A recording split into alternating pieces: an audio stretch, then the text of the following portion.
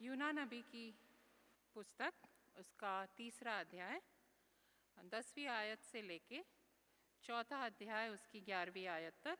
यूना नबी की पुस्तक 3रा अध्याय 10वीं आयत। जब परमेश्वर ने उनके कामों को देखा कि वे कुमार्ग से फिर रहे हैं, तब परमेश्वर ने उनकी इच्छा बदल दी और उनकी जो हानि करने की ठानी थी उसको न किया। यह बात योना को बहुत ही बुरी लगी और उसका क्रोध भड़का।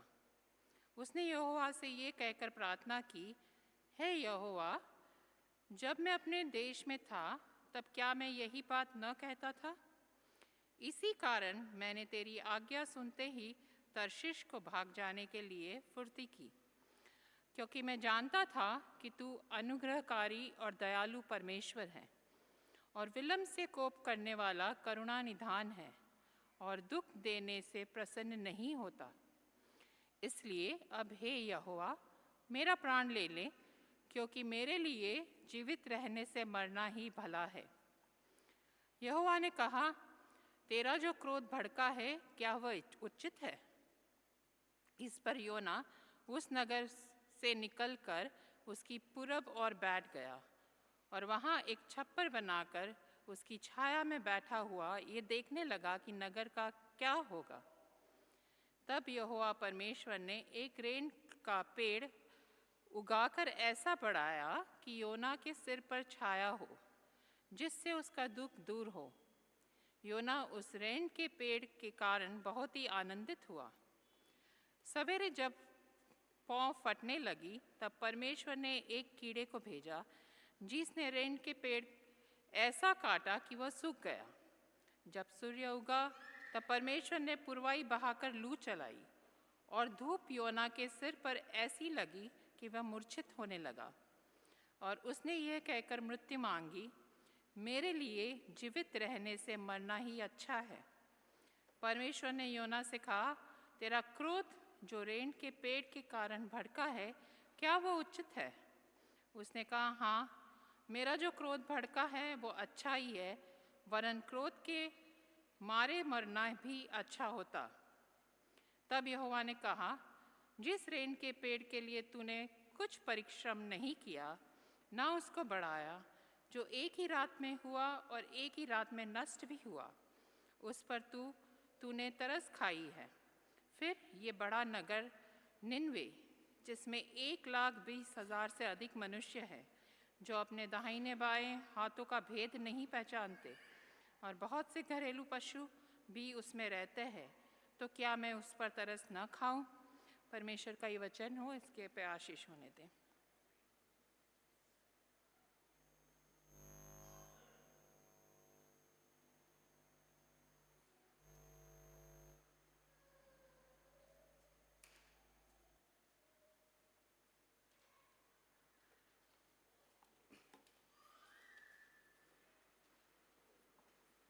रिस्पॉन्सिव रीडिंग, भजन संहिता उसका 31 अध्याय 19 से 24 तक। 31, 19 से 24। एक पद मैं पढ़ूंगा, एक पद आप पढ़ेंगे। आहा, तेरी भलाई क्या ही बड़ी है, जो तूने अपने डरवैयों के लिए रख छोड़ी है और अपने शरणागतों के लिए मनुष्यों के सामने प्रकट की है।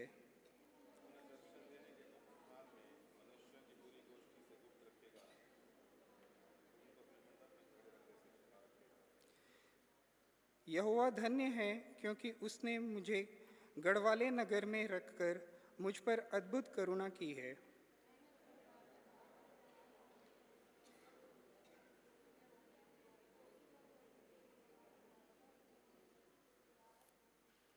हे यहोवा के सब भक्तों, उससे प्रेम रखो। यहोवा सच्चे लोगों की तो रक्षा करता है, परंतु जो अहंकार करते हैं उसको वह भली भांति बदला देता है।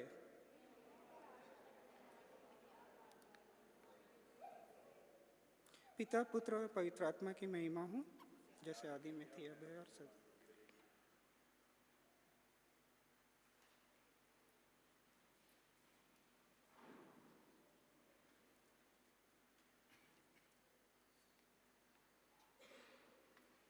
आज का दूसरा पाठ दूसरा क्रंथियो उसका 12 अध्याय 1 से लेके 10 तक। दूसरा क्रंथियो 12 अध्याय 1 से 10 तक। यद्यपि घमंड करना मेरे लिए ठीक नहीं तो भी करना पड़ता, इसलिए मैं प्रभु के लिए दिए हुए दर्शनों और प्रकाशनों की चर्चा करूंगा। मैं मसीह में एक मनुष्य को जानता हूँ, 14 वर्ष हुए कि ना जाने देह रहित ना जाने देह रहित परमेश्वर जानता है। ऐसा मनुष्य तीसरे स्वर्ग तक उठा लिया गया। मैं ऐसे मनुष्य को जानता हूँ कि ना जाने देह सहित ना जाने देह रहित परमेश्वर ही जानता है कि स्वर्ग लोक पर उठा लिया गया है। और ऐसी बातें सुनी कि कहने को भी नहीं, और जिनका मुंह पर लाना मनुष्य का उचित नहीं। ऐसे मनुष्य पर तो मैं घमंड करूंगा, परंतु अपने परमेश्वर पर अपनी निर्बलताओं को छोड़ अपने विषय में घमंड ना करूंगा।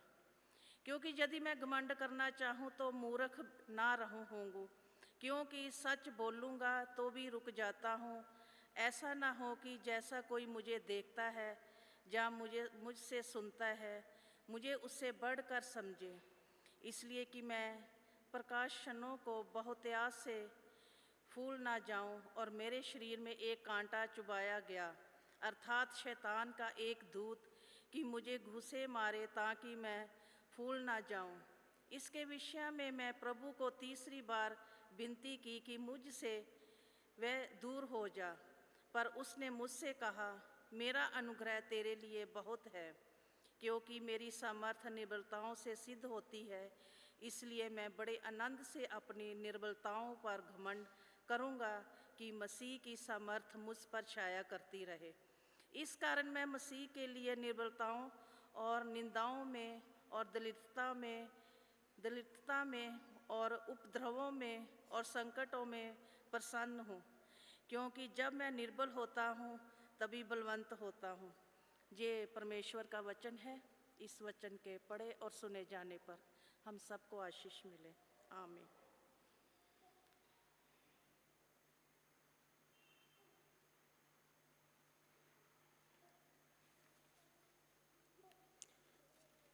सुसमाचार के पढ़े जाने से पूर्व हम दूसरा गीत गाएंगे, जो हमें मिलता है सॉन्ग एंड प्रेजेस किताब में से, गीत क्रमांक 920, जो कुछ तू चाहे। मैं रिक्वेस्ट करूंगा हमारी क्वायर से कि प्लीज सामने आ जाएं और सामने से इस गीत को लीड करने में हमारी अगुवाई करें।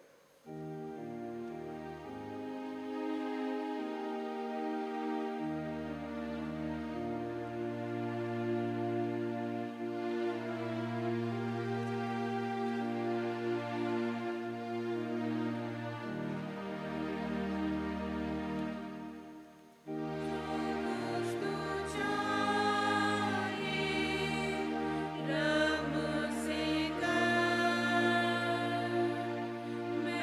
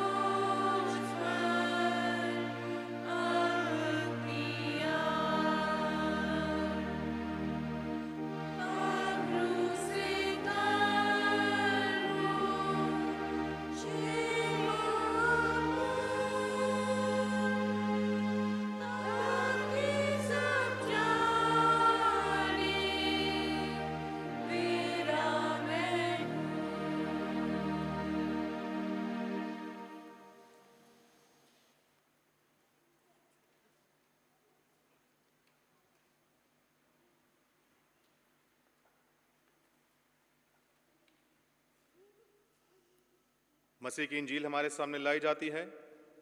लूका रचित सुसमाचार 19 अध्याय 1 से लेकर 10 आयत तक। लूका रचित सुसमाचार अध्याय 19 1 से लेकर 10 पद तक। वो यरीहो में प्रवेश करके जा रहा था। वहां जक्कई नाम एक मनुष्य था जो चुंगी लेने वालों का सरदार था और धनी था। वह यीशु को देखना चाहता था कि वो कौन सा है, परंतु भीड़ के कारण देख ना सकता था क्योंकि वो नाटा था।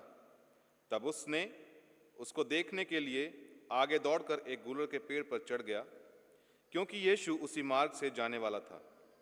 जब यीशु उस जगह पहुंचा तो ऊपर दृष्टि करके उससे कहा, हे जक्कई, झट उतर आ, क्योंकि आज मुझे तेरे घर में रहना अवश्य है। वो तुरंत उतरकर आनंद से उसे अपने घर ले गया। यह देखकर सब लोग कुड़कुड़ाकर कहने लगे, वो तो एक पापी मनुष्य के यहाँ उतरा है। जक्कई ने खड़े होकर प्रभु से कहा, हे प्रभु, देख, मैं अपनी आधी संपत्ति कंगालों को देता हूँ, और यदि किसी का कुछ भी अन्याय करके ले लिया है तो उसे 4 गुना फेर देता हूँ। तब यीशु ने उससे कहा, आज इस घर में उद्धार आया है, इसलिए कि यह भी अब्राहम का एक पुत्र है, क्योंकि मनुष्य का पुत्र खोए हुओं को ढूंढने और उनका उद्धार करने आया है। यह मसीह की पवित्र इंजील है।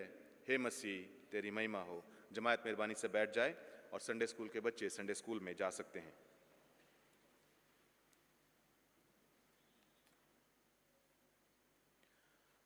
कलाम में जाने से पहले आइए अपने सिरों को झुकाएं, परमेश्वर से विनती करें। खुदा बाप, हम आपके सम्मुख आते हैं, अपने मन का हाल आपके सामने खोलते हैं। आपको धन्यवाद देते हैं आपके इस प्रभावशाली वचन के लिए जो हर दम हमसे नई रीति से बात करता है। खुदा बाप, आपसे दुआ मांगते हैं कि आपका ये जिंदा कलाम आज दोबारा से हमसे बात करे और इस पैसेज के द्वारा हमारे को एक नई बात सिखाए पिता, जो हमारे आत्मिक जीवन के लिए लाभकारी हो पिता। सुनने वालों पर आपका अनुग्रह हो, बोलने वाला आपका आत्मा हो, आपका दास केवल एक जरिया बने। आपके मुबारक नाम में मांगते हैं, आमीन। आप सबको जय मसीह की। अजीजों, आज का जो थीम है, जो हमारा प्रस्तावित विषय है, बड़ी एक खास बात को दर्शाता है, और इस बात को दर्शाता है कि परमेश्वर ने यदि किसी को बचाना है, यदि परमेश्वर ने किसी को सेव करना है, तो उसके सेव करने के, उसके बचाने के नायाब तरीके हैं। He works in unexpected ways। ये पैसेज जो हमने पढ़ा है अभी इंजीलों के जो पाठ में से हमने देखा है, ये इस थीम को पूरी तरह से जस्टिफाई करता है। यरीहो में से प्रभु यीशु मसीह गुजर रहे हैं और वहां पर एक जक्कई नाम का व्यक्ति है जिसके विषय में कुछ खास चीजें लिखी हुई हैं।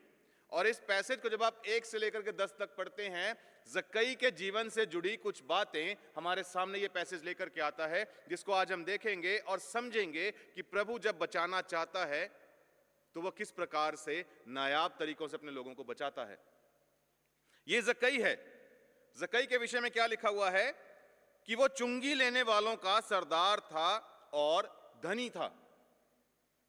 अब चुंगी लेने वालों का सरदार उसका एक टाइटल है, उसका प्रोफेशन है, उसका वर्क फील्ड है, लेकिन उसके साथ एक और क्वालिटी उसकी लाइफ से जुड़ी हुई प्रभु का वचन हमारे को बता रहा है। और वो क्वालिटी क्या है कि वो धनी था।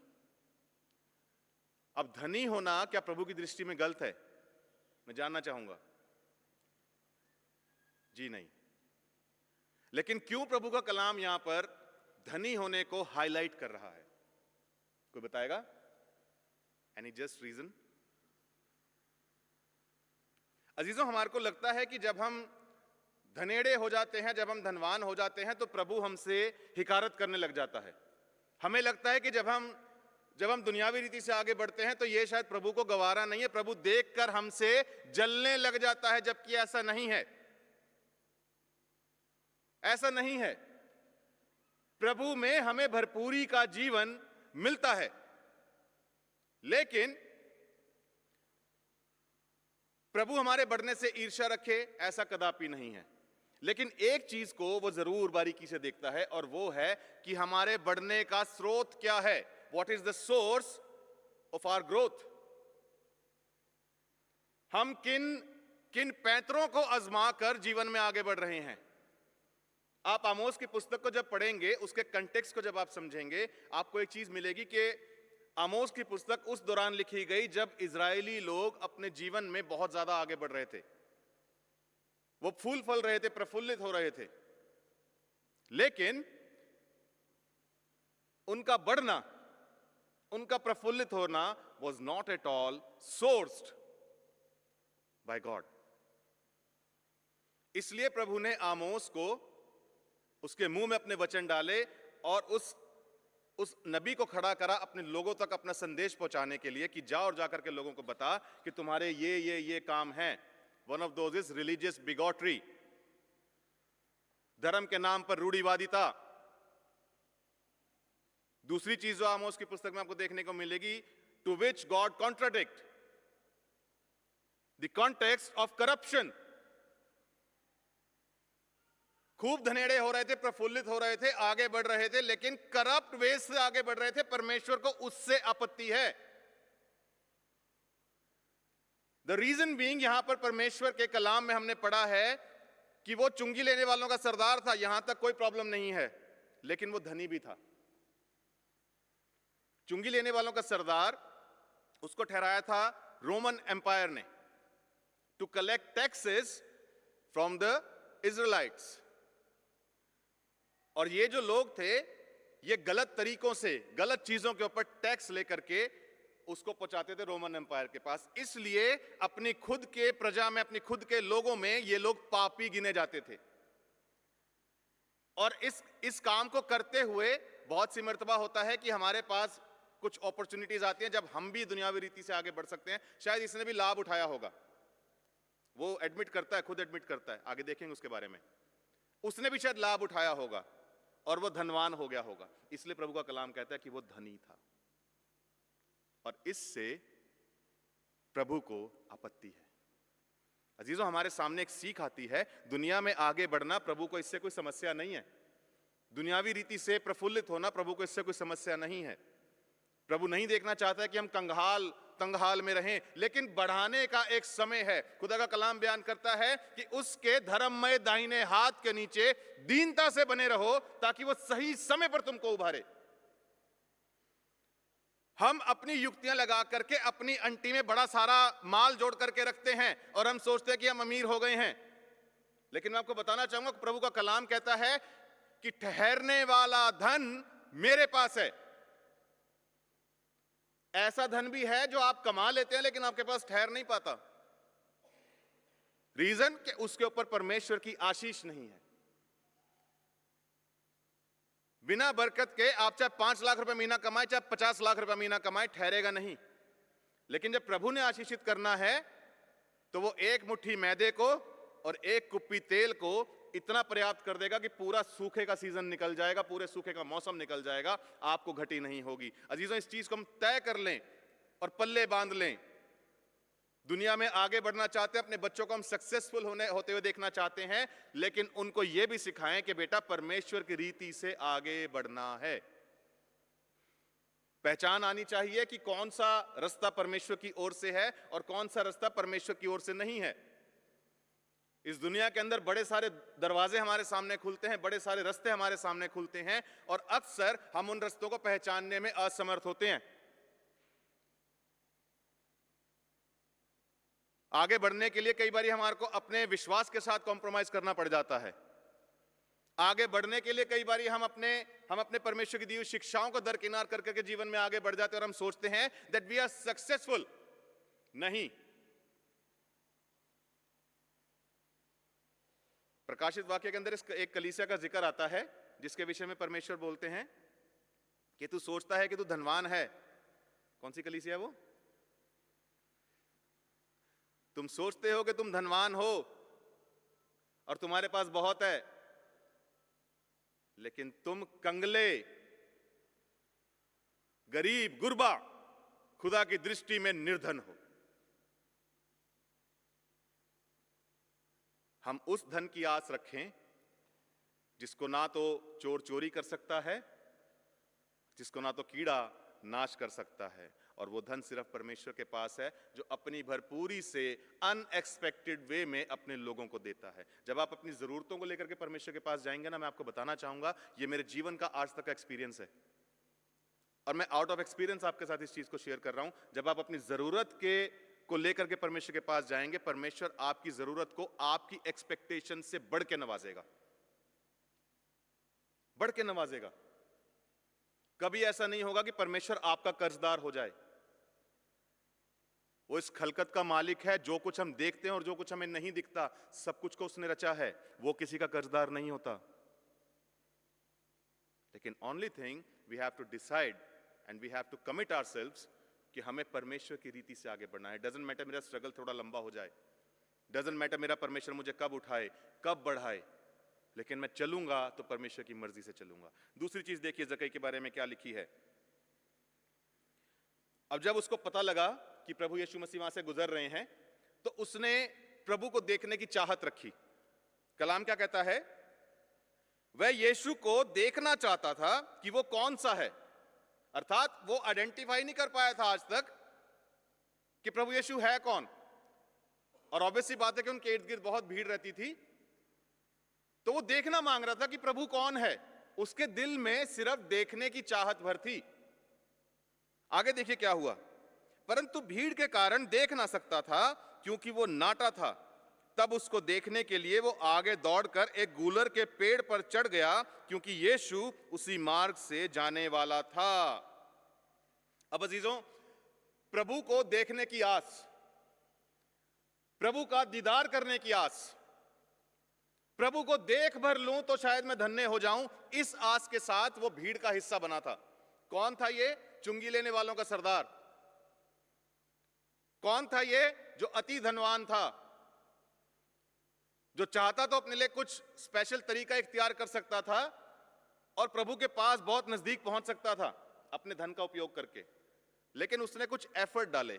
क्यों? क्योंकि उसके मन के अंदर एक डिजायर थी, हसरत थी, और हसरत थी प्रभु के दीदार की।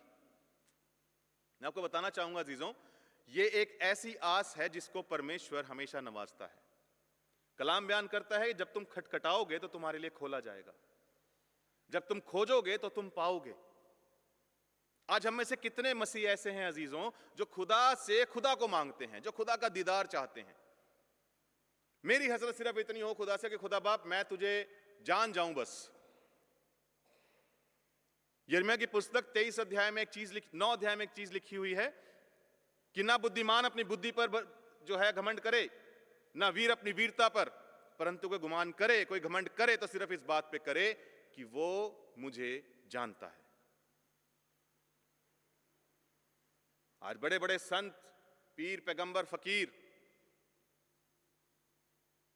इन मैनी वेज जो खुद को गॉड के साथ इक्वेट कर लेते हैं, परमेश्वर के साथ अपनी तुलना कर लेते हैं, उनका दीदार पाने के लिए लोग लाइनों में खड़े हुए हैं, हजारों हजार रुपए हाथ में लेकर के टिकट कटवाने के लिए। अन्य जातियों की बात हम एक तरफ कर दें, हमारे मसीह समाज में बहुत से ऐसे लोग हैं जिनका आपको दीदार चाहिए अगर, तो आपको 25-25 हजार, 50-50 हजार रुपए की टिकट कटवानी पड़ेगी। आजकल ले हैंड प्रेयर चल पड़ी है जी, सुनी होंगी आपने। आपको कुछ खास विषय के लिए प्रार्थना करवानी है तो आप जाइए, ले हैंड प्रेयर करवाइए, and it will cost you at least 10,000 rupees. आज हम कितने ऐसे हैं जो प्रभु से प्रभु को तलाश रहे हैं। मैं गुजरे 2 दिन क्राइस्ट नोएडा में इनवाइटेड था, वहां पे उनकी कन्वेंशन थी, उसमें एज गेस्ट स्पीकर मुझे बुलाया हुआ था। मैं इस चीज के बारे में खुल के मैंने शेयर किया कि हम प्रभु से प्रभु को जब तलाशते हैं तो क्या होता है, प्रभु से प्रभु को खोजने का अभिप्राय क्या है। मैं तुम में और तुम मुझ में, इससे बड़ी कोई हसरत नहीं होनी चाहिए। आज बहुत से मसीह ऐसे हैं अजीजों जिनके जीवन में से 3 चीजें गायब हो चुकी हैं और उनको पता नहीं है। पहली चीज, they have lost their interest to search god. दूसरी चीज, they have lost their focus to be on the right track. And third thing, and the last thing, they have lost their inspiration. Inspiration को हिंदी में क्या कहते हैं? प्रेरणा। उनको प्रेरणा नहीं मिलती है जी कि हम प्रभु के सम्मुख जाएं और प्रभु से प्रभु को मांगें। निर्गमन की पुस्तक में प्रभु ने इजरायलियों से एक बात कही थी मूसा के द्वारा, और बड़ी गंभीर बात है, और शायद ये बात आज भी हमारे को अपनी सोसाइटी में या अपने समाज में देखने को मिल जाए। प्रभु ने कहा था कि मैं तुम्हें उस देश में पहुंचा तो दूंगा, परंतु मैं खुद तुम्हारे मध्य चला फेरा नहीं करूंगा। I will withdraw myself from you. खुदा के लोगों, जब हम खुदा के घर में आते हैं, हम बड़ी सारी हसरतें लेकर के आते हैं। ऑफ कोर्स हमारी जरूरतें, और हम खुदा से ही मांगेंगे और किसी से मांग भी नहीं सकते। लेकिन सबसे अधिक बढ़ के हम परमेश्वर से एक चीज अवश्य मांगे, और वो ये कि खुदा बाप, तेरा नाम मेरे घर में, मेरी गृहस्थी में, मेरे काम में, मेरे जीवन में, मेरी आत्मिकता में, मेरे बच्चों के जीवन में, मेरे आने वाली जनरेशंस तक तेरा नाम मेरे परिवार में बरकरार रहे। और प्रभु देखना चाहता है ऐसे लोगों को। जक्कई के अंदर शायद ये बात थी, उसको चाहिए था प्रभु का दीदार, और प्रभु ने इस दीदार को, उसकी इच्छा को प्रभु ने हाथों हाथ लिया। यिर्मयाह की पुस्तक में 23 अध्याय में आप पढ़ेंगे, तब तुम मुझे पुकारोगे और मैं तुम्हारी सुन लूंगा। तुम मुझे ढूंढोगे और मुझे पाओगे, क्योंकि तुम अपने संपूर्ण मन से मेरे पास फिरोगे। जब तक हमारा मन प्रभु के साथ जुड़ा हुआ नहीं है, जब तक हम अपने मन को प्रभु के सम्मुख नहीं लेकर के आएंगे, प्रभु से प्रभु को नहीं पा सकते। मैं अक्सर एक एग्जांपल शेयर करता हूं। मेरा बेटा 5 साल का होने जा रहा है। मेरी वाइफ बैठी है, वो घर में बहुत नॉटी है, मतलब ही इज ऑलवेज नॉटी। यहां वहां कूदता है, भागा फिरता है, कई बार कहना भी नहीं सुनता। तो क्या मैं उसकी फीस देना बंद कर दूं? नहीं। क्या मैं उसको भूखा रखना शुरू कर दूं, उसको खाना ना दूं, just because he is not listening to me? या क्या मैं उसका नुकसान करने के लिए कुछ और तरीका डिवाइस करूं? नहीं। दुनिया कान में बड़ा कुछ डाल सकते, लेकिन मैं नहीं कर सकता, क्योंकि मैं एक बाप हूं। ये मेरा स्वभाव है, मेरी नेचर है।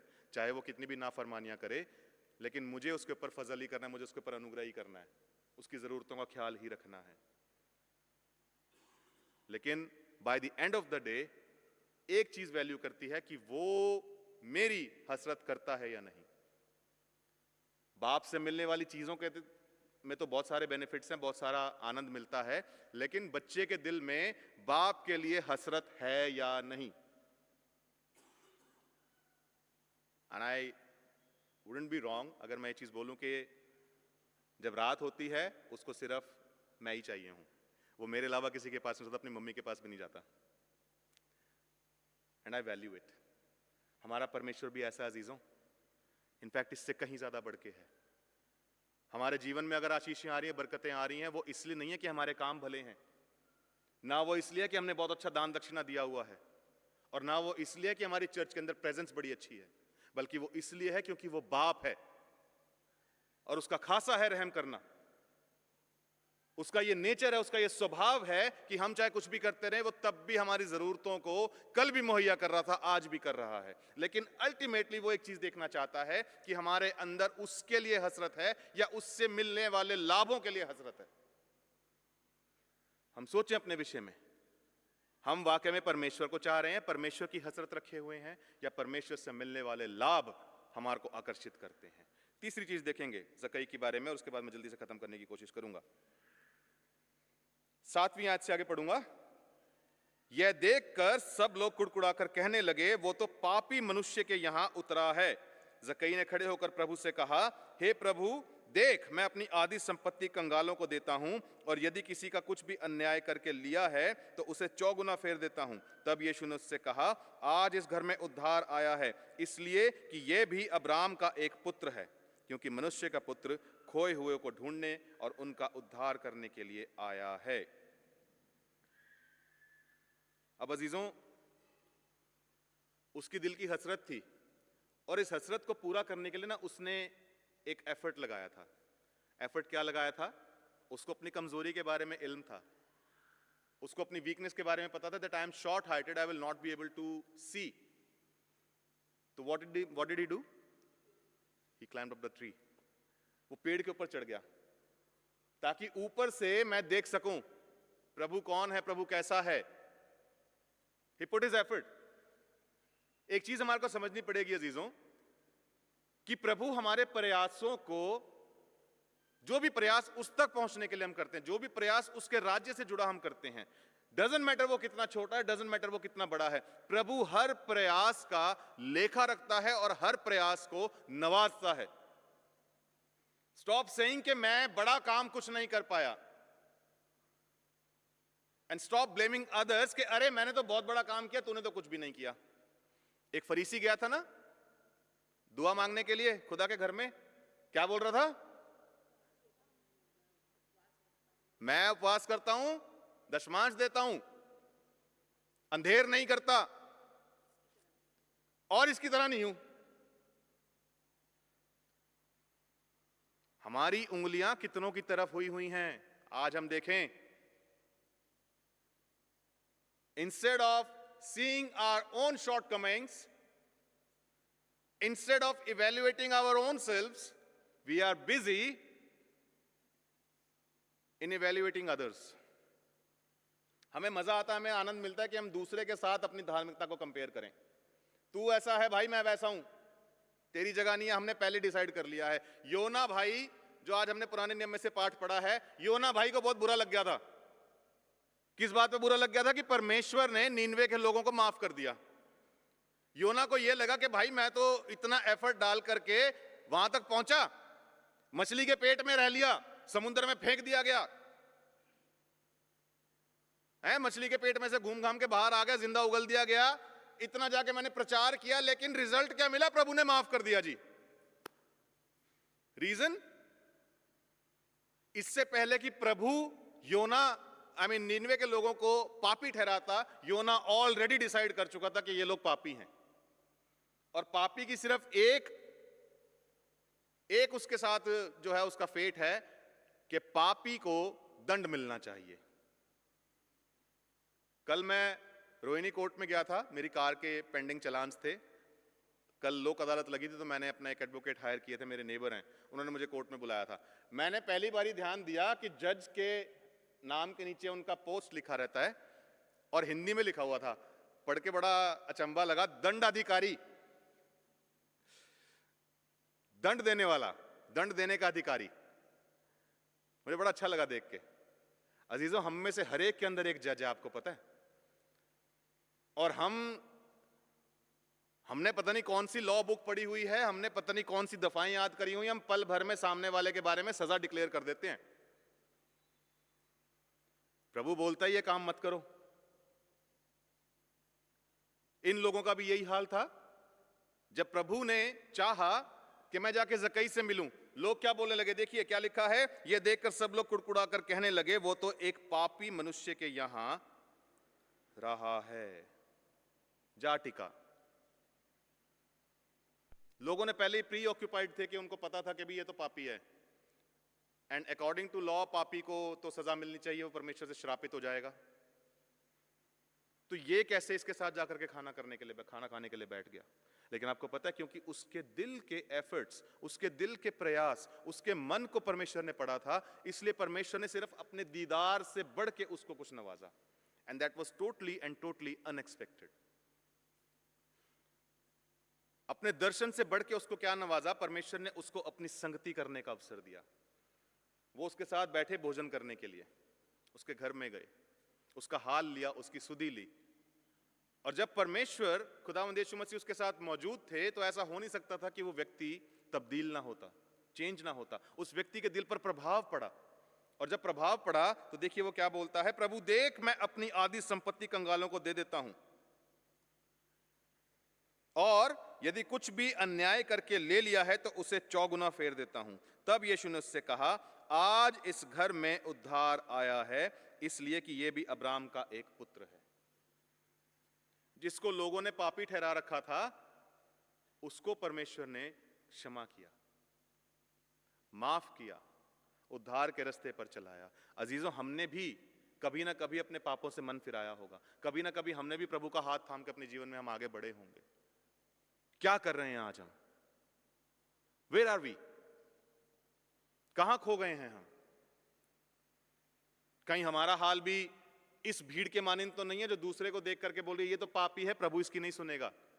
आज हम देखते होंगे फेसबुक के ऊपर, यूट्यूब के ऊपर बड़े सारे ऐसे एंटी क्रिश्चियन एक्टिविस्ट मौजूद हैं जो क्रिश्चियनिटी को खुल्लम खुल्ला सामने सामने से गाली बकते हैं।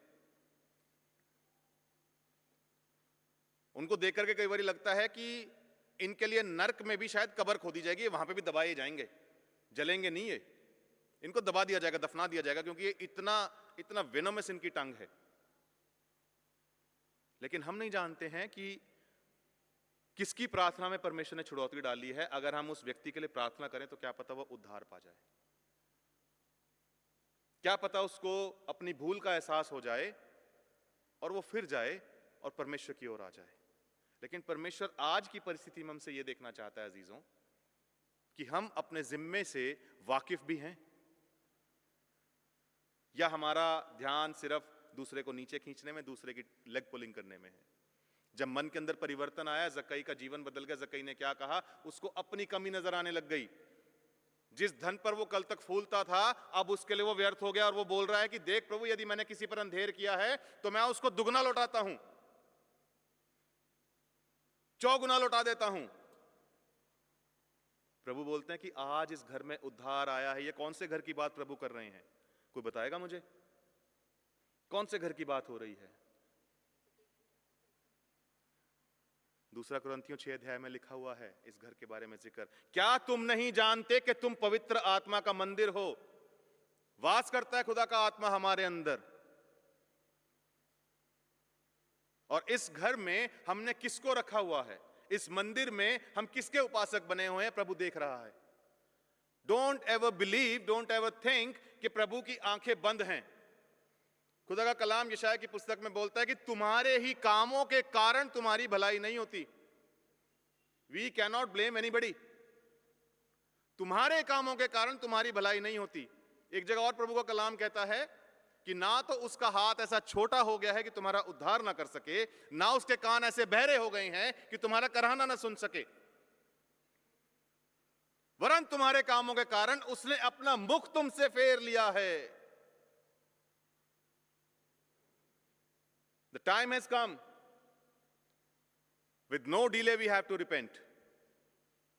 समय आ चुका है अजीजों। Instead of holding others guilty, दूसरों की कमियां गिनना, दूसरों के बारे में देखना, दूसरों के बारे में आकलन करना छोड़ दें आज हम। मसीहों, ये हमारे को सोता नहीं है। This is not we are called for. बल्कि हम प्रभु से सीखें कि जब उसने मन को बदल दिया तो इसी जक्कई ने किस प्रकार से उसका मन परिवर्तित हुआ और वो अपने किए हुए अंधेर को पहचान सका। आज हम में से कितने हैं जो अपने पापों को गिनना जानते हैं? हमें अपनी आशीषों को काउंट करना आता है ना? बहुत सी मर्तबा हमें वो भी नहीं आता है। गाना हम जरूर गा लेते हैं, count your blessings, name them one by one. लेकिन हमें अपने सिंस को, अपनी गलतियों को, अपने गुनाहों को सिलसिलेवार लिखना और उनका अंगीकार करना क्या आता है? यह व्यक्ति झट अपनी गलती को पहचान गया और बोलता है कि प्रभु देख, मैंने जिससे लिया है मैं उसको फेर देता हूं, चौगुना फेर देता हूं। आज प्रभु का कलाम हमसे पूछता है अजीजों कि मैंने भी तुम्हारे जीवन के अंदर कभी काम किया था।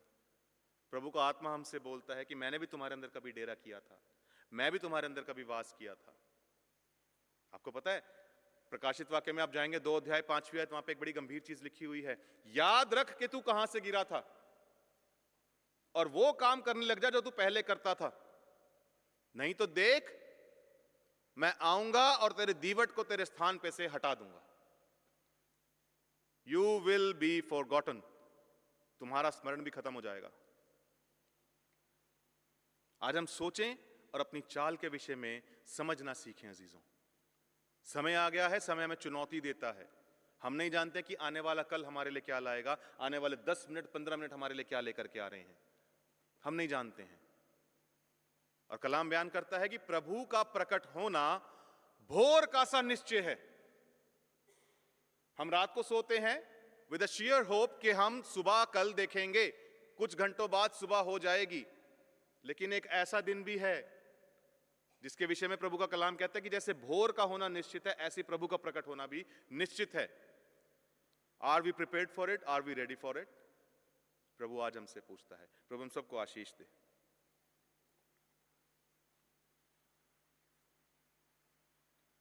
हमने प्रभु के वचन को सुना है, हम अपने विश्वास का अंगीकार करेंगे नीकिया के विश्वास वचन के शब्दों में।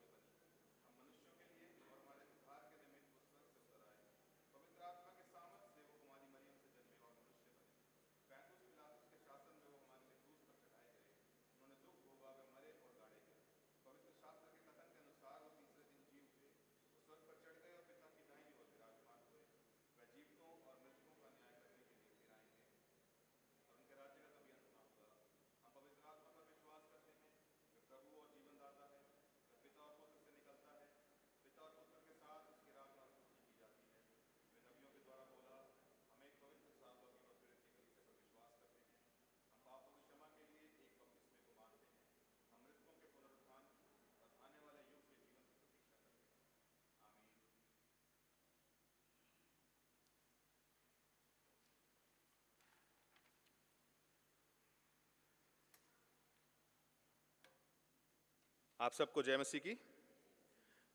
अजीजों, हम अपने चर्च की WFCS को कांग्रेचुलेट करते हैं कि उन्होंने पिछले संडे जो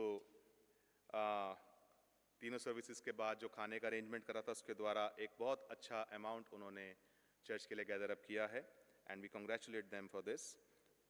if I am not mistaken 92,000 rupees 93,000 rupees जो हैं कलेक्ट हुए हैं। परमेश्वर आपके अनुदानों के लिए और WFCS के प्रयासों के लिए हमारे लोगों को और ख़ास तौर पर WFCS मेंबर्स को नवाजे। अजीज़ों, अगले संडे हमारी एक कंबाइंड सर्विस होगी जो कि सुबह 9 बजे प्रारंभ होगी और उसके बाद हमारी AGM है। और जैसे कि आप जानते हैं कि इलेक्शंस जो हैं पास्टरेट कमेटी के लिए वो ड्यू हैं और 5 सीटों के लिए इलेक्शंस होंगे और इसका जो है नॉमिनेशन जो है वो 12 तारीख तक अवेलेबल है, आप फाइल कर सकते हैं। और 15 तारीख तक यदि आप विड्रॉ करना चाहें तो शाम 5 बजे तक 15 तारीख तक आप विड्रॉ कर सकते हैं। अजीज़ों, 16 तारीख को पास्टरेट कमेटी की मीटिंग बुलाई जाएगी जिसमें स्क्रूटनी के लिए सारे मेंबरान एकत्रित होंगे और उसके बाद प्रेजेंटेशन ऑफ द कैंडिडेट्स जो है वो जॉइंट संडे वाले दिन जो वोटिंग के लिए खड़े हो रहे हैं उनको प्रेजेंट किया जाएगा। आपसे गुजारिश है कि आप AGM के लिए और हमारे चर्च के इस इलेक्शन प्रोसेस के लिए ज़रूर से प्रार्थना करें। अजीज़ों, हम जानते हैं कि हमारी एकता उत्सव जो है वो गुजरे 2 साल से हम ऑर्गेनाइज नहीं कर पाए, लेकिन प्रभु की दया से इस साल 27 नवंबर को एकता उत्सव हमारे चर्च के प्रेमिसेस में होने जा रहा है। परमेश्वर से हम विनती करें कि परमेश्वर इस एकता उत्सव के ज़रिए डायसिस को और तमाम चर्चेस को आशीषित करे। इस दिन हमारी जो वर्शिप सर्विस है अजीज़ों वो 9 बजे प्रारंभ होती है जैसे कि हम जानते हैं, और उसके बाद यहाँ पे मेला जो होता है उसमें हम सब लोग पार्टिसिपेट करते हैं। आप ज़रूर से इसमें एकत्रित होकर के आइए ताकि एकता उत्सव के ज़रिए परमेश्वर का नाम ताज़ीम पाए। अजीज़ों, हमारा एनुअल गार्डन फेट जो है मैं उसके लिए बुलाना चाहूँगा भैया को कि वो सामने आ जाएँ और उसके विषय में जानकारी हमारे साथ साझी करें।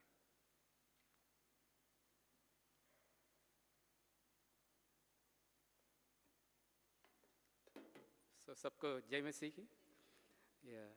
सब बहुत अच्छा लग रहा है। आप लोग से थोड़ा डिस्कस करना था। हर साल हमारा एक बड़ा प्रोग्राम होते थे चर्च में, एनुअल गार्डन फेट। पिछले 2 साल कोविड की वजह से नहीं कर पा रहा था। सभी 2023 में 11 फरवरी को हम एनुअल गार्डन फेट रख रहे हैं। हमारा इस टाइम टारगेट अनीता जी कितना रख रहे हैं, कुछ आइडिया? 1 करोड़ अच्छा है, आप 25 लाख आप लेके आ रहे हैं ना, हम 75 लाख, तो 75 लाख हमारा टारगेट था दिस ईयर। सो मैं रिक्वेस्ट करूँगा आप लोग का थोड़ा सपोर्ट कोऑपरेशन चाहिए, आप लोग के साथ मिलके हम ये टारगेट, खुदा के लिए ये ज़्यादा बड़ा काम नहीं है, हम कर सकते हैं। कितना लोग को विश्वास कर रहे हैं 75 लाख हम पहुँच जाए? आप लोग प्लीज़, आप लोग का हेल्प चाहिए। हर फैमिली एक एडवर्टाइजमेंट दे सकते हैं, एक पेज में कम से कम 5,000, आजकल 5,000 ज़्यादा महंगा नहीं है। Please support, we expect all cooperation. I think we have taken one co-convener from Hindi congregation, Anita Morris ji, सब लोग जानते हैं अनिता जी का। Whenever she come, please extend your cooperation with God's grace. ये annual God and faith 2 objectively होते हैं। 1, we are supporting 70+ leprosy patients, children के education के लिए हम सपोर्ट कर रहे हैं। सेकेंड रीज़न, खुदा इतना बड़ा सुंदर चर्च दिया है, इसलिए मेंटेनेंस कोई कंस्ट्रक्ट करके दिया है, but we have to maintain, this is a blessing. So we will support whatever the proceed we get from the annual garden fete. We will have around 45 stall, 45 के आसपास stall होते हैं उस दिन। Please encourage all your, आपका परिवार, friends, सारे लोग लेके आ जाइए। सबसे ज़रूरी चीज़ है आप पर्सनल प्रेयर में रोज़ प्रेयर कर लीजिए। I wanted to thank Pastor and the Pastorate Committee for giving this opportunity. So I am just coordinating, but all of us, we have to work together, pray, plan, participate. God bless all of us. Thank you. Jai Masihi ki.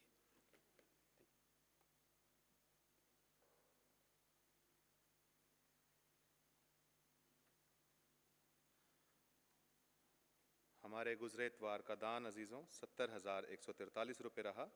परमेश्वर आपके दिए हुए दानों के लिए आपको आशीषित करे और हमें और प्रफुल्लित करे कि हम और बढ़ चढ़ कर प्रभु की हजूरी में अपने दानों को लेकर के आएँ। हम अजीज़ों प्रार्थना करेंगे अपने उन अजीज़ों के लिए जो आने वाले सप्ताह में अपने जन्मदिन और एनिवर्सरीज को सेलिब्रेट करने जा रहे हैं। हम दुआ करेंगे Kavita Rajshekhar, Neha Massey, Mrs and Mr Ajeet Wilkinson, Vani Sundar ji, Hudson, Joe S Michael, Indu Selvaraj, Catherine R Chaudhary, Robinson, Pradeep Murmu, Mrs and Mr Dominic Harrison, Romesh Bhattacharya ji, T R Amala, V Rani, Deepesh D Masih, Mercy and Nimal Theodore, Sanjay Chakraborty, Susan Joseph, Sandeep Singh, Rohan M John, Akriti and Ashish Morris, Sharmilin Hitter, Aarti Daniel, B V Selvaraj, Jayasilan are, Nikhil Banerjee, Joyce Daniel, Aditya Raha, Rita and Gurdeep Gill, J Aastha, Dipankar S Talibuddin, Mrs and Mr Jeenu MJ, Mrs and Mr Ganguly. आइए अपने सिरों को झुकाएं, परमेश्वर से अपने नजीज़ों के लिए प्रार्थना मांगें। खुदा बाप, हम आपके धन्यवादी हैं कि आपका हाथ हमें संभालता रहता है पिता, हमें जीवन में आगे बढ़ाता रहता है पिता, और समय दर समय आप हमारी ज़रूरतों को उत्तम पदार्थ से नवाजते हैं। हम आपका शुक्रगुजार हैं। खुदा बाप, हम आपको धन्यवाद देना चाहते हैं अपने नजीज़ों के लिए, इनके जीवनों के लिए। आज तक पिता परमेश्वर आपने इनको संभाला, इनको बढ़ाया, जीवन में आपने बहुत सी आशीषों से नवाजा पिता। यद्यपि पिता परमेश्वर जी मनुष्य का जीवन हरदम पिता परमेश्वर जी किसी ना किसी तरह के स्ट्रगल से घिरा रहता है पिता, लेकिन तो भी आपके पीछे जो चलने वाले लोग हैं वो आपसे सामर्थ पा के अपनी तमाम चुनौतियों से उभर के आपके पीछे आपका लड़ पकड़ के चलते हैं पिता परमेश्वर जी। आपका धन्यवाद हो। आपसे विनती मांगते हैं कि हमारे जो अजीज़ आने वाले सप्ताह में अपने जन्मदिन को मनाते हैं और अपने एनिवर्सरीज को सेलिब्रेट करते हैं पिता, इनमें से हर एक के जीवन पर पिता परमेश्वर जी आपकी विशेष कृपा रहे पिता। चाहेंगे मेरे बाप आसमानी के जैसा आपने आज तक इनको संभाला हुआ है, आज तक आपने इनको बचाया हुआ है, बढ़ाया है पिता खुदा बाप। जबकि हमने गुजरे सालों में पिता परमेश्वर जी मौत का तांडव देखा पिता परमेश्वर, लेकिन तो भी ये आपकी रजा थी कि आपके लोग बचे रहते पिता, और उसका हमने एक जिंदा प्रूफ अपने सामने देखा है पिता। हम चाहेंगे कि आपकी वही कृपा आपके लोगों के ऊपर बरकरार रहे और आपके लोग आप में बढ़ते रहें और आप उनमें बढ़ते चले जाएं पिता। प्रभु हम आपसे क्षमा मांगते अपनी खताओं के लिए, गलतियों के लिए पिता। आप हमें माफ़ करना पिता और अपने राज्य के लिए हमारे को तैयारी देना पिता। आपके मुबारक नाम में इस दुआ को मांगते हैं, दुआ को सुने स्वीकार करें, आमीन। समय होगा हम अपने परहित निवेदन प्रभु के सम्मुख लेकर के आएंगे।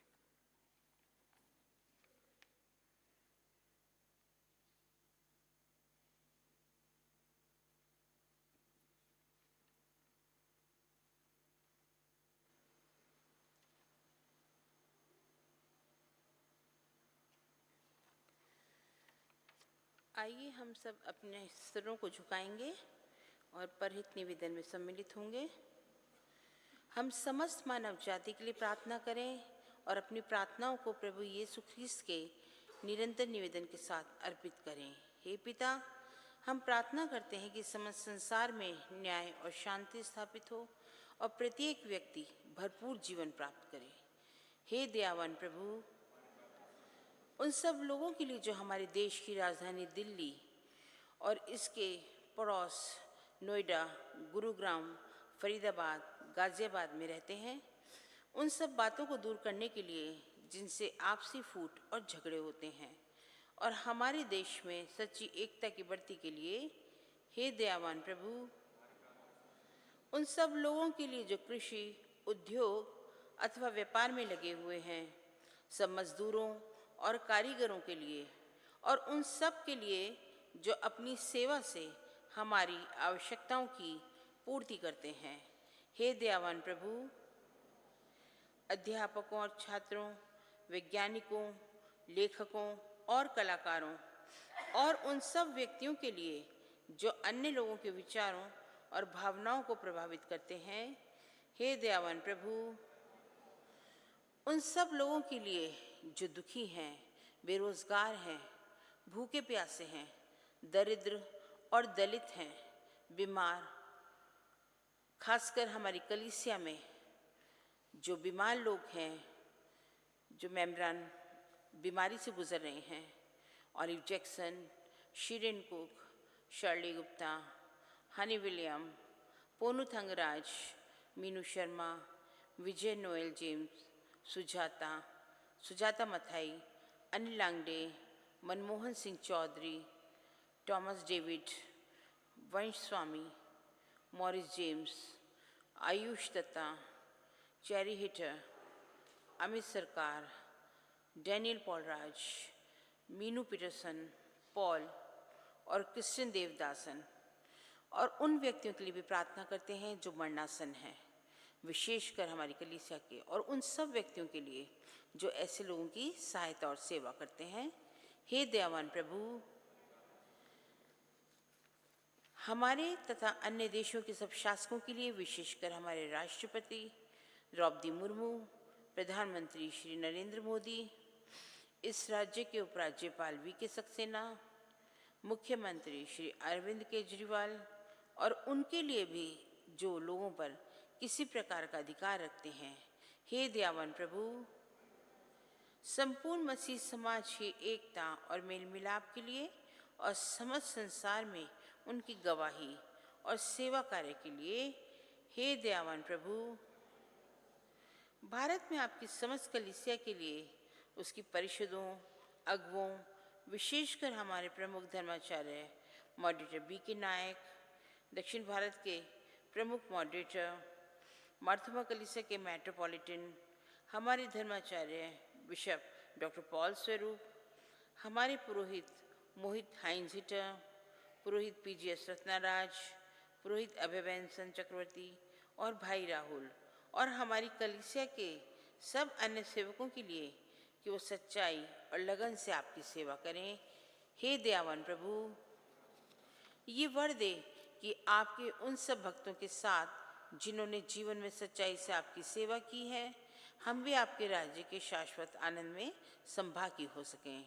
हे दयावान प्रभु, हम सब मिलकर अगली प्रार्थना करेंगे। हे स्वर्गीय पिता, अपने राज्य को शीघ्र प्रकट कीजिए और हमारी इन प्रार्थनाओं को सुनिए।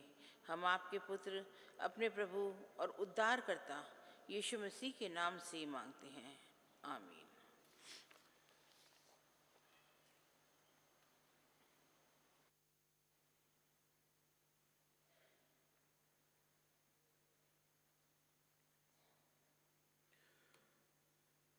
सेक्शन 17 पाप अंगीकार। प्रिय भाइयों और बहनों, हमारे प्रभु यीशु मसीह ये कहते हैं, हमारा प्रभु परमेश्वर ही एकमात्र प्रभु है। तू प्रभु अपने परमेश्वर को अपने संपूर्ण हृदय, संपूर्ण प्राण, संपूर्ण बुद्धि और संपूर्ण शक्ति से प्रेम कर, यह पहली आज्ञा है। दूसरी ये है, अपने पड़ोसी को अपने समान प्रेम कर। इनसे बड़ी और कोई आज्ञा नहीं है। परमेश्वर ने संसार से ऐसा प्रेम किया कि उसने अपना इकलौता पुत्र यीशु मसीह दे दिया कि वो हमें पापों से बचाए, स्वर्ग में हमारे लिए निवेदन करे और हमें शाश्वत जीवन में पहुंचाए। इसलिए हम पश्चाताप और विश्वास के साथ अपने पापों को स्वीकार करें।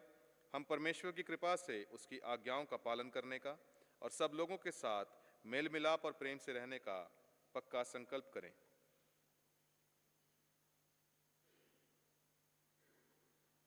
हम एक साथ इस प्रार्थना में सम्मिलित होंगे। हे सर्वशक्तिमान परमेश्वर, हमारे स्वर्गिक पिता, हमने मन, वचन और कर्म से आपके विरुद्ध और एक दूसरे के विरुद्ध पाप किया है। हमने अपनी अज्ञानता और दुर्बलता के कारण और जानबूझकर भी बुराई की है और भलाई करने में असफल रहे हैं। इन सब पापों के लिए हम सचमुच दुखी हैं और अंतःकरण से पश्चाताप करते हैं। आपके पुत्र यीशु मसीह ने हमारे लिए अपने प्राण दिए। उन्हीं के कारण हमने जो पाप किए हैं उनको क्षमा कीजिए और ये वर दीजिए कि भविष्य में हम नया जीवन पाकर सदा आपकी सेवा करें, ताकि आपके पवित्र नाम की महिमा हो। आमीन। सर्वशक्तिमान परमेश्वर उन सबको क्षमा करते हैं जो एक दूसरे को क्षमा करते और सच्चा पश्चाताप करते हैं। वह आप सब पर दया करे, आप सब के पापों को क्षमा करे और उनसे आपको छुटकारा दे। सब भले कामों में आपको स्थिर और सबल करे और शाश्वत जीवन में बनाए रखे, हमारे प्रभु यीशु मसीह के द्वारा। आमीन। परमेश्वर का धन्यवाद हो। शांति अभिवादन। हम सब मिलकर मसीह की देह हैं। हम सब ने एक आत्मा द्वारा एक देह में बपतिस्मा लिया है। हम ऐसे कार्यों में संलग्न रहें जिनसे शांति मिलती और एक दूसरे का निर्माण होता है। प्रभु की शांति सदा आपके साथ हो।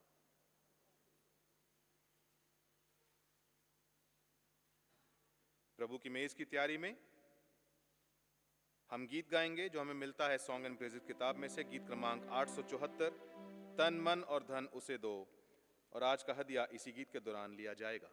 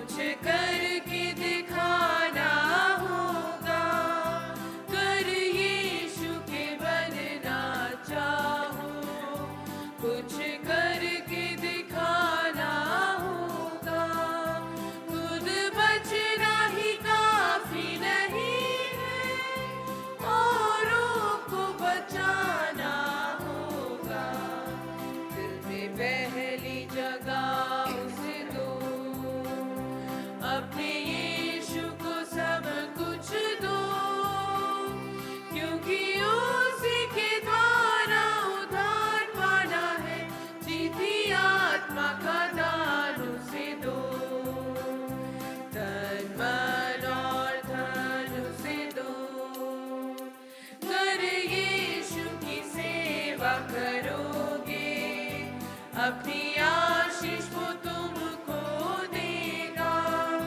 कर यीशु की सेवा करोगे, अपनी आशीष वो तुमको देगा। और पाप की सेवा करोगे, हरगिज़ नहीं माफ करेगा। उसके लहू से दिल धो लो, अपने यीशु को सब कुछ दो, क्योंकि उसी के द्वारा उद्धार पाना है। जीती आत्मा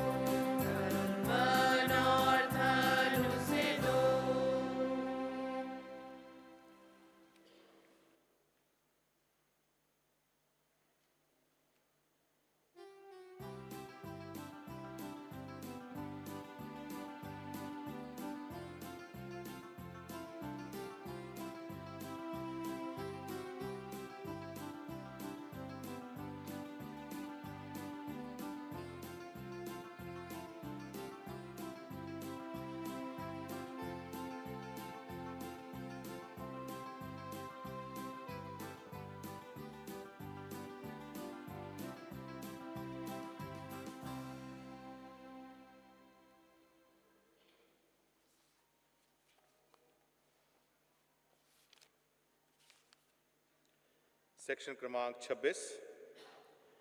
आइए हम इस भेंट को और इसके साथ अपने आप को परमेश्वर की महिमा और उसकी सेवा के लिए अर्पित करें। सर्वशक्तिमान परमेश्वर, संसार के सृष्टिकर्ता, सब वस्तुएं आपसे ही प्राप्त होती हैं और आपकी ही संपत्ति में से हम आपको भेंट चढ़ाते हैं। हम आपसे विनती करते हैं कि आप इस दान, रोटी एवं दाखरस की इस भेंट को अपने नाम की महिमा और अपने लोगों की भलाई के लिए स्वीकार कीजिए, हमारे प्रभु यीशु मसीह के द्वारा। आमीन। प्रभु यहाँ उपस्थित है। हम अपना हृदय प्रभु में लगाओ। हम अपने प्रभु परमेश्वर को धन्यवाद दें। जमात मेहरबानी से बैठ जाए। हे पवित्र पिता, स्वर्गिक राजा, सर्वशक्तिमान और शाश्वत परमेश्वर, ये उचित ही नहीं वरन हमारा कर्तव्य और आनंद भी है कि हम हर समय और हर जगह आपके इकलौते पुत्र हमारे प्रभु यीशु मसीह के द्वारा आपको धन्यवाद दें और आपकी स्तुति करें। वही आपका सत्य और जीवित वचन है। उसी के द्वारा आपने आदि से सब वस्तुओं की सृष्टि की और हमें अपने स्वरूप में बनाया। उसी के द्वारा आप इस संसार में आने वाले प्रत्येक व्यक्ति को ज्ञान से प्रकाशित करते हैं। आपने युग युग में नबियों और विद्वानों को नियुक्त किया कि वे हमें आपका मार्ग दिखाएं। उसी के द्वारा आपने हमें पाप के बंधन से मुक्त किया है। आपने उसे दे दिया कि वो हमारे लिए मनुष्य बने, क्रूस पर अपने प्राण दे और मृतकों में से फिर जी उठे। उसी के द्वारा आप अपना पवित्र एवं जीवनदायक आत्मा हमें प्रदान करते हैं, जिससे हम आपकी संतान बने और आपकी नई सृष्टि के प्रथम फल हों। इसलिए संतों और स्वर्गदूतों के साथ जो आपके सिंहासन के सामने निरंतर आपकी स्तुति करते हैं, हम भी आपके नाम की महिमा का गान करते और यह कहकर आपकी सराहना करते हैं, पवित्र पवित्र पवित्र प्रभु, प्रतापी और सर्वसमर्थी परमेश्वर, स्वर्ग और पृथ्वी आपके ऐश्वर्य से परिपूर्ण है। परम धाम में होशन्ना। हे स्वर्गिक पिता, अपने पुत्र हमारे उद्धारकर्ता प्रभु यीशु मसीह के द्वारा हमारे इस स्तुति गान को स्वीकार कीजिए। हमें जो अब उसके नमूने पर चलते और उनकी आज्ञा का पालन करते हैं, ये वर दीजिए कि आपके आत्मा की शक्ति से रोटी और दाखरस की ये भेंट हमारे लिए उनकी देह और रक्त हों जो हमारे लिए मरे और जी उठे। जिस रात यीशु पकड़वाए गए, उन्होंने रोटी ली, आपको धन्यवाद देकर तोड़ी और अपने शिष्यों को दी और कहा, लो खाओ, ये मेरी देह है जो तुम्हारे लिए दी जा रही है। मेरी स्मृति में ऐसा ही किया करो।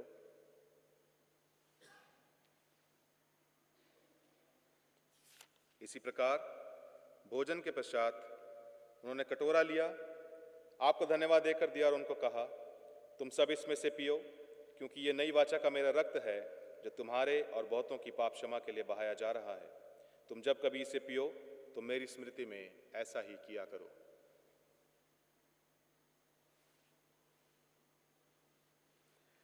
इसलिए हे स्वर्गिक पिता, आपके पुत्र की स्मृति में हम इस रोटी और इस दाखरस को इस अनुष्ठान के लिए अलग करते हैं। हम उसके क्रूस पर एक ही बार अर्पित सिद्ध बलिदान को, उसके मृतकों में से पुनरुत्थान को और स्वर्ग में उसके आरोहण को आनंद से मनाते और घोषित करते हैं, और हम उसके महिमा सहित आने की प्रतीक्षा करते हैं। क्रिस्त हमारे लिए मरे, क्रिस्त जी उठे हैं, क्रिस्त फिर आएंगे।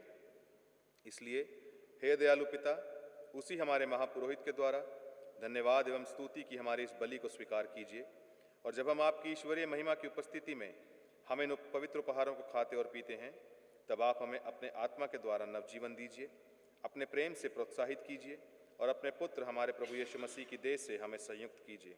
उसी के साथ और उसी में और उसी के द्वारा पवित्र आत्मा की सामर्थ्य से, हे सर्वशक्तिमान पिता, उन सब के साथ जो पृथ्वी और स्वर्ग में आपके सम्मुख उपस्थित रहते हैं, हम आपकी आराधना करते और अनंत स्तुति का ये गीत गाते हैं। धन्यवाद, आदर, महिमा और पराक्रम युगान युग आपके ही हैं। आमीन।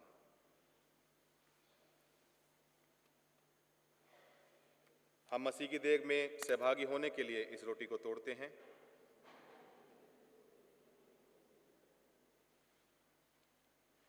इस कटोरे के द्वारा जिस पर हम आशीष मांगते हैं, मसीह के रक्त में सहभागी होते हैं।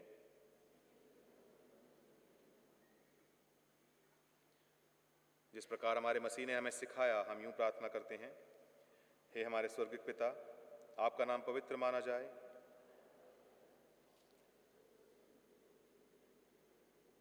आप हमारे दिन भर की रोटी आज हमें दीजिए। आप हमारे अपराधों को क्षमा कीजिए जैसे हमने अपने अपराधियों को क्षमा किया है। आप हमें परीक्षा में मत डालिए, परंतु बुराई से बचा लीजिए, क्योंकि राज्य, पराक्रम और महिमा अब और सदा सर्वदा आपके हैं। आमीन।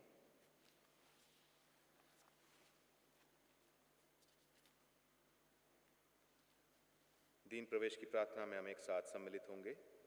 हे दयामय प्रभु, हम अपनी धार्मिकता पर नहीं परंतु आपकी बड़ी और बहुविध दया पर भरोसा करके आपकी इस मेज़ के पास आने का साहस करते हैं। हम तो इस योग्य भी नहीं कि जो चूर चार आपकी मेज़ पर से गिरते हैं उन्हें चुने, पर आप वही प्रभु हैं जिनका स्वभाव सदा दया करना है। इसलिए हे कृपालु प्रभु, हमको ये वर दीजिए कि आपके प्रिय पुत्र यीशु मसीह की देह और रक्त को हम ऐसा ग्रहण करें कि हमारी देह और आत्मा जो पाप से अशुद्ध हो गई हैं उसकी अमूल्य देह और रक्त से शुद्ध हो जाएं और हम उनमें और वह हम में सदा सर्वदा निवास करें। आमीन। धन्य है वह जो प्रभु के नाम से आता है, परम धाम में होशन्ना। हे यीशु परमेश्वर के मेमने, हम पर दया कीजिए।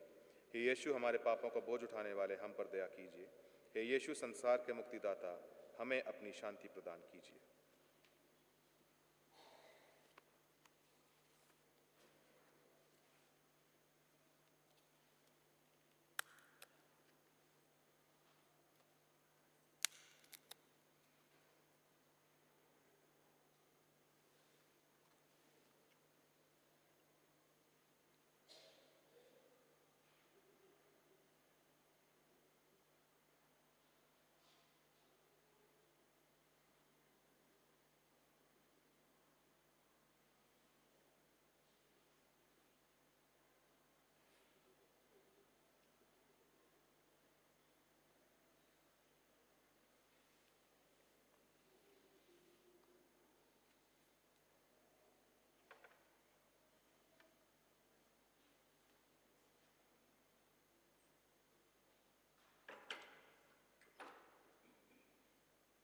विश्वास के साथ पास आओ हमारे प्रभु यीशु मसीह की देह को जो उन्होंने तुम्हारे लिए दी और उनके रक्त को जो उन्होंने तुम्हारे लिए बहाया। लो, स्मरण करो कि यीशु तुम्हारे लिए मरे और धन्यवाद करते हुए मसीह को अपने हृदय में विश्वास से खाओ।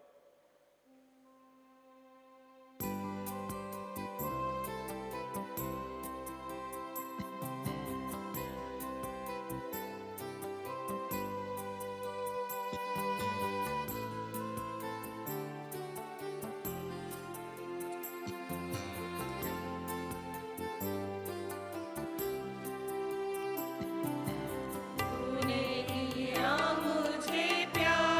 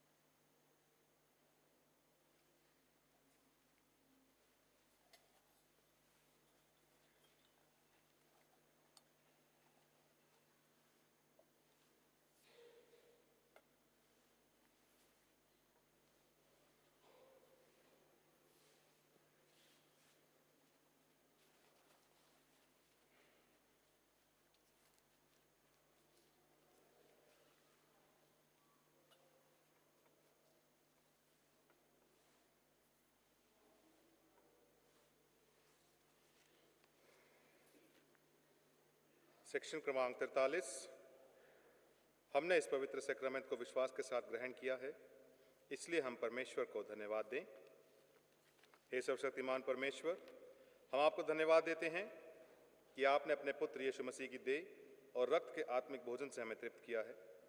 अब हम उन्हीं के द्वारा अपने आप को जीवित बलिदान होने के लिए आपके सम्मुख अर्पित करते हैं।